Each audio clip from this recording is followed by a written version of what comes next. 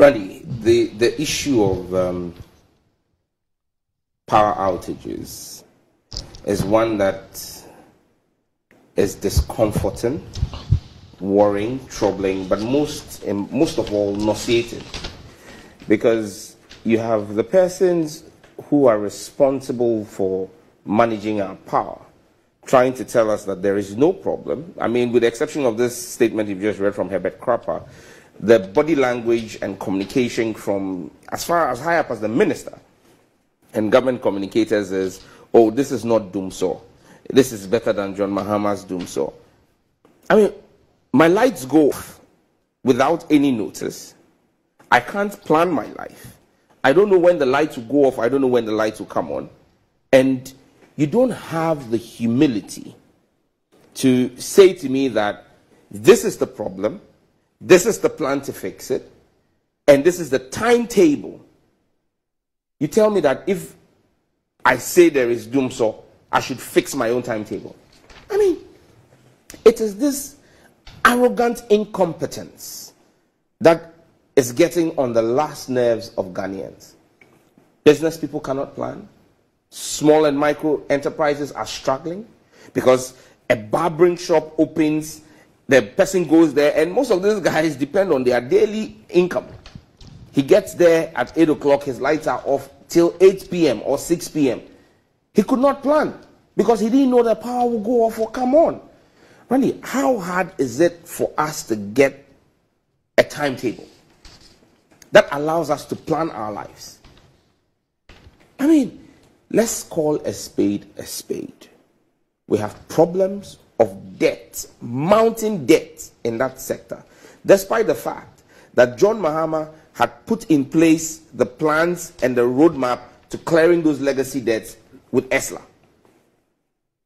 These people have come in, collateralized ESLA, extended its lifeline, and we cannot see what they've done with the money. The debt still is there. ECG owes Gridco, VRA. Everybody's owing everybody in that mix. And the Ghanaian people are struggling. Yesterday I saw a journalist, I'm sure he's one of your proteges, Omar Usanda, late in the night, do a tweet and tag President Akufo-Addo and say that his little children, his daughters, he's asked them to sleep on the bare floor because the heat was unbearable. And Randy, everybody knows that the heat in Accra this past few weeks has been something else. And we're having to go through this without any milk of compassion from the people who run the sector. Randy, the ordinary Ghanaian is fed up. The ordinary Ghanaian is tired. You have, and this, I mean, I know we'll come to Prof. Nana Jane, but yesterday this is what she spoke about when she spoke about the scorecards. Yes, there was dumsor under President Mahama. And dumsor did not start with President Mahama. You've had the NPP try to paint the picture that dumsor was President Mahama's creation. No. President Mahama was a man of integrity who said, as leader, I will own the problem. It does not mean he created the problem. Because if the NPP claims that President Mahama created dumsor and dumsor started under President Mahama, they should remind us again why President Kufuor in 2006, 2007 marched pastors to go and pray for rain at Akosombo Dam. Why? Was it because we had excess power? Now, this is the same NPP government that in their 100-day in office scorecard, as put out by their flag bearer now and Vice President Dr. Mahmoud Bawumia, he said that yes, John Mahama had fixed dumsor, but we must not give him credit for it because that is what he was asked to do. Today they say that we shouldn't give Mahama any credit and that there is no dumsor and that theirs is better than. I mean, how can you tell me that your dumsor is better than any other person's when my lights are going off? At least under Mahama, I knew when my lights would go off and I knew when they would come on. Today, you can't tell. Randy, I grew up in Nigeria, and anybody who knows Nigeria knows that one of the few things Ghanaians always used to tease Nigerians is power. NEPA was called Never Expect Power Always. When they changed it to PHC and they said, please hold candle now. And we always tease them and said, in Ghana, even if the lights will go off, they will announce it for you to know when the lights are going off and when they will come on. In Nigeria, it was even that one, that small bragging right we had. Nanado and Bawumia have conspired with Napo, Matiopoku Prempe, to deprive us of it. What crime have we committed? You know water. And Randy, it is painful Because there are people who don't have Ghana water in their houses. They run their own boreholes. You need power to pump water. So when power is cut erratically, and you have not been able to pump enough water to store the water, you lose it. Even me, in my house, I have Ghana water. But even with Ghana water, I still need the electricity to pump it into the house. You take my power, I don't have water. So on Tuesday, talking about this water thing, on Tuesday, my boss, Mr.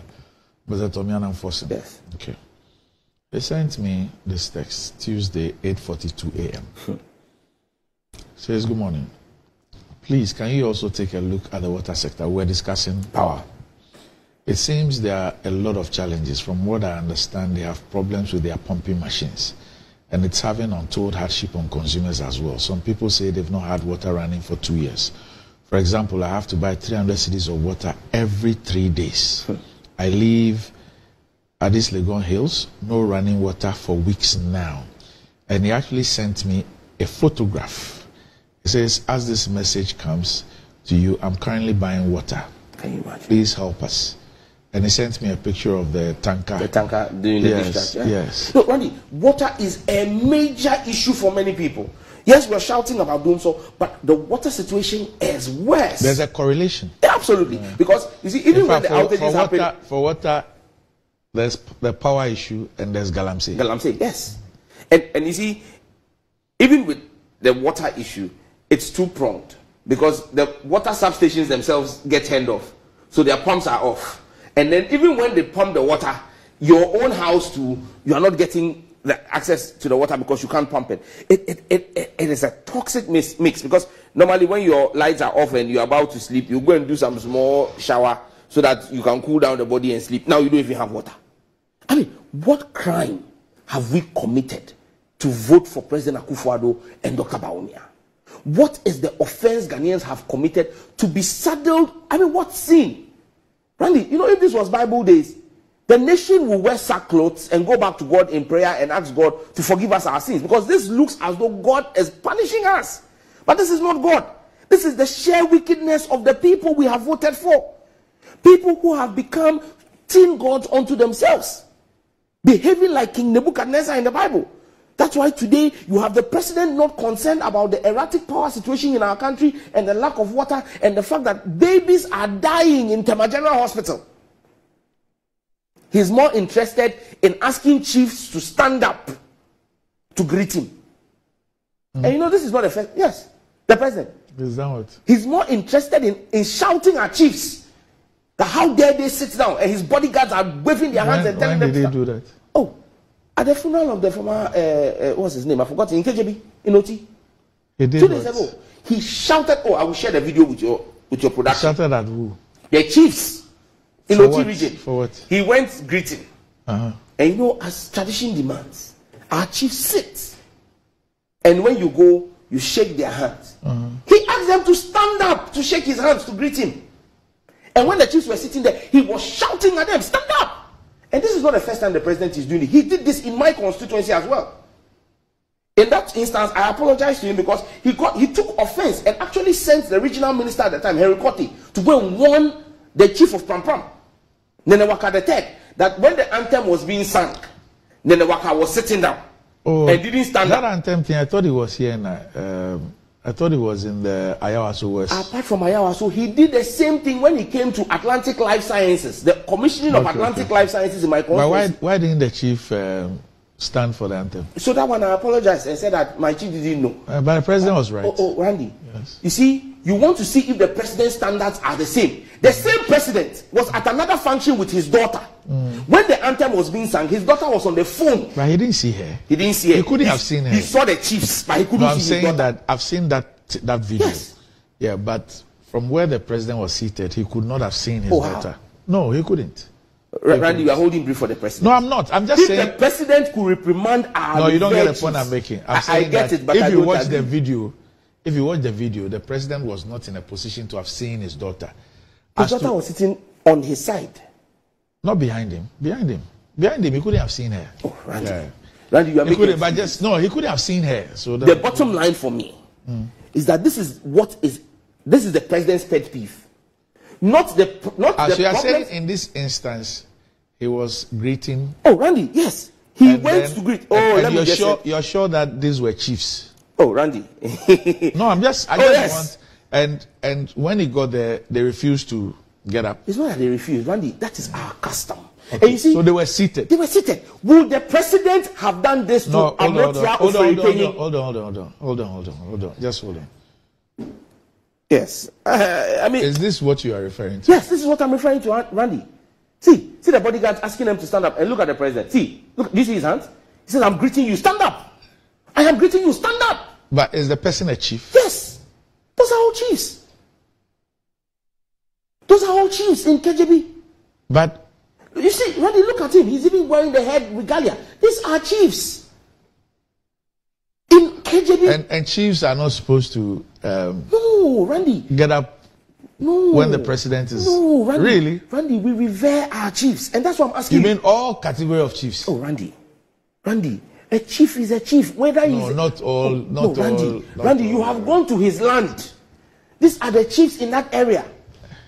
Okay. These are the chiefs in that area. Okay. And that's the question I asked. That would he do this with other chiefs? If he went to Chebi, would he do this to Amutia Oferipenyin? Maybe the chiefs will rise. And we have seen the president greet all of them. Okay. They don't rise for the president. You see, we have a certain place where as politicians, yes, we have political power, but the custodians of the land are our chiefs. This is the arrogance of power. This is the height of arrogance that has engulfed the president. This is what the president is more interested in. He's not interested in the fact that these same chiefs did not have water and electricity before they came to meet him. That's not his business. Okay. So this is the state of our country, where right now you have a president who sees himself as monarch, lord of all, king of all, ruler of all. Maybe we should add principality and power. I don't know if I should continue and add wickedness in high places. No. Because, Randy, where we live in today is wickedness, pure wickedness. That a woman will carry her baby for 10 months, 40 weeks, Randy. Give birth to her child, go through the pains of labor. And Randy, like you, I have been in the theater 3 times with my wife. And I know what it means for women to give birth to a child. The Mother's Day is coming very soon. We celebrate all mothers in advance. A mother goes through all of this, gives birth to her child, and her child is killed because of the incompetence of Akufo-Addo and his energy ministry and those managing our energy sector. There is no power, and this child dies at Tema General Hospital. And people say we should not talk about it. Is this not wickedness in high places? Is this not unconscionable? How does the president sleep at night? The generator that powers his house is paid for with our taxes. When there was a power outage, we saw John Mahama using his holiday. Randy, John Mahama used his official holiday to go and do the negotiations on Ameri.